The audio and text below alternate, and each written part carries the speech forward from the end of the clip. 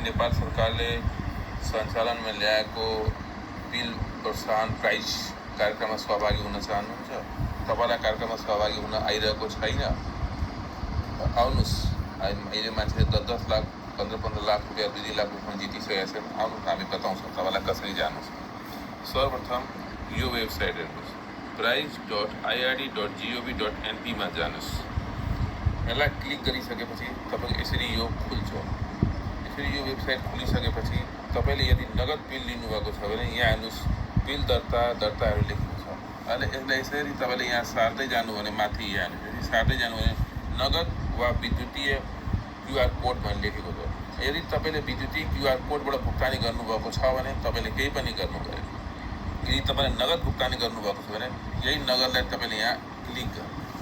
यो नगदलाई क्लिक गर्ने बित्तिकै तपाईँको यहाँ तल विवरण आउँछ। हेर्नुहोस्, यसरी विवरण आयो। अब यो विवरणमा बिल नम्बर, तपाईँले जुन बिल नम्बर लिनुभएको छ त्यो तपाईँको भ्याट बिलै हुनु पऱ्यो। भ्याट बिल भएन भने त्यो मानेर हुँदैन, सादा कागज खेसादा भ्याट बिल मानिँदैन। प्लस त्यहाँ भ्याट नम्बर, प्यान नम्बर लेखेको बिल हुनु पऱ्यो।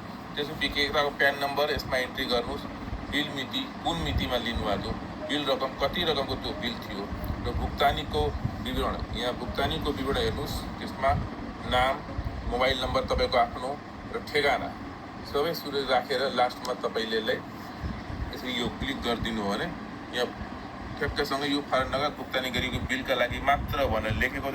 तपाईँले यसरी ठ्याक्क गरेर यो पुरस्कार कुपन सिर्जना गर्नुहोस् भनेर गर्नु भने पुरस्कार कुपन सिर्जना हुन्छ। त्यसपछि यो कुपन र तपाईँले इन्ट्री गरेको बिल आफूसँग सुरक्षित राख्नुपर्छ। कुपन र बिल आफूसँग सुरक्षित राखेपछि त्यही बिल र कुपनको आधारमा भोलिको दिनमा तपाईँलाई प्रायः भने त्यही देखाएर पेमेन्ट पाउनुहुन्छ, लकी ड्र पाउनुहुन्छ, पुरस्कार पाउनुहुन्छ। हवस् त, नमस्कार।